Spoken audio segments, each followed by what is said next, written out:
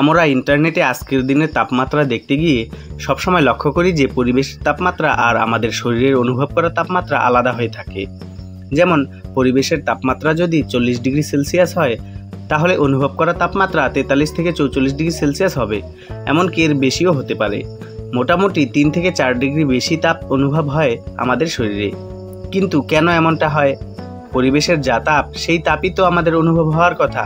তাই আজকে আমার এই এপিসোডে আলোচনা করা হয়েছে কেন তাপমাত্রার এই পার্থক্য হয়ে থাকে। কোনো রকম সূত্র বা বৈজ্ঞানিক ভাষায় না বুঝে নিজের ভাষায় বুঝবো। ভিডিওটি ভালো লাগলে লাইক দিয়ে চ্যানেলটি সাবস্ক্রাইব করে রাখবেন প্লিজ। চলুন শুরু করা যাক। এই বিষয়টি বুঝতে আমাদের সামনে 3টি বিষয় প্রথমেই আসে। সেগুলো হলো আমরা ঘামি কেন, জল কিভাবে বাষ্পীভূত হয় ও বায়ুর আর্দ্রতা। এগুলো বুঝে নিলেই বিষয়টি পুরোপুরি পরিষ্কার হবে। বন্ধুরা, আমাদের যখন গরম লাগে তখন শরীর ত্বকের নিচে থাকা ঘাম গ্রন্থি থেকে ঘাম বের করতে থাকে, যাতে সেই ঘাম আমাদের ত্বক অর্থাৎ চামড়াকে ঠান্ডা রাখতে পারে, আর আমরা শরীরে ঠান্ডা অনুভব করি। কিন্তু এই ঘাম কিভাবে আমাদের শরীরকে ঠান্ডা করবে? এখন সামনে আসে জলের বাষ্প হওয়ার বিষয়। আমরা জানি জল 100 ডিগ্রি সেলসিয়াস উষ্ণ হলে বাষ্পে পরিণত হয়, তবে এর কম উষ্ণতাতেও জল বাষ্পে পরিণত হতে পারে।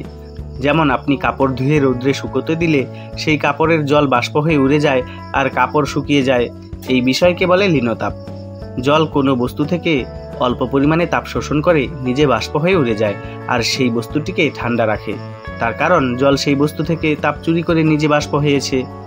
ঠিক একই রকমভাবে ঘাম আমাদের শরীর থেকে তাপ নিয়ে নিজে বাষ্প হয়ে বায়ুমণ্ডলে চলে যায়, আর আমাদের শরীর ঠান্ডা হয় এবং আমরা ঠান্ডা অনুভব করি বা তুলনামূলক কম গরম অনুভব করি। কিন্তু এখন কথা হলো, আমাদের শরীর থেকে বা পরিবেশের যে কোনো প্রান্ত থেকে কত পরিমাণ জল বাষ্প হয়ে বায়ুমণ্ডলে যেতে পারবে? সেটা কি অসংখ্য পরিমাণ? উত্তর হলো না। বায়ুমণ্ডলেরও জলীয় বাষ্প ধারণ করার একটা লিমিট আছে, আর সেটি হলো বায়ুর আর্দ্রতা। এক কথায় বায়ুর মধ্যে কতটুকু জলীয় বাষ্প আছে তাই হলো বায়ুর আর্দ্রতা। এখন বায়ুর আর্দ্রতা যদি বেশি থাকে, অর্থাৎ বায়ুর মধ্যে জলীয় বাষ্প খুব বেশি পরিমাণে থাকে, তাহলে আমাদের শরীর থেকে ঘাম শুকিয়ে জলীয় বাষ্প হতে পারে না।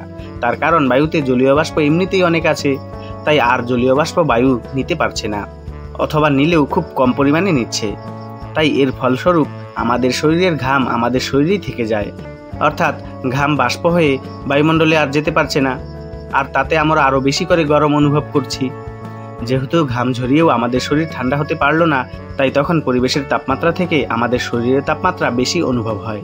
অর্থাৎ দেখা গেল এটি পুরোটাই নির্ভর করে বায়ুর আর্দ্রতা বা হিউমিডিটির উপর।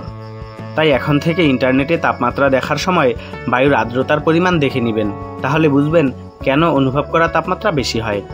যদি বায়ুতে হিউমিডিটি অর্থাৎ আর্দ্রতার পরিমাণ খুব বেশি থাকে, তার মানে বুঝে নেবেন বায়ুতে জলীয় বাষ্পের পরিমাণ বেশি আছে। তার ফলস্বরূপ আপনার শরীরের ঘামও শুকোবে না এবং আপনার শরীর ঠান্ডাও হবে না, বরং পরিবেশের থেকে আপনার শরীর বেশি তাপমাত্রা গরম অনুভব করবে। আশা করি ভিডিওটি ভালো লাগবে, তাই চ্যানেলটি সাবস্ক্রাইব করার অনুরোধ রইল। আর আপনার একটি লাইক আমাকে ভিডিও বানাতে উৎসাহিত করে। ধন্যবাদ।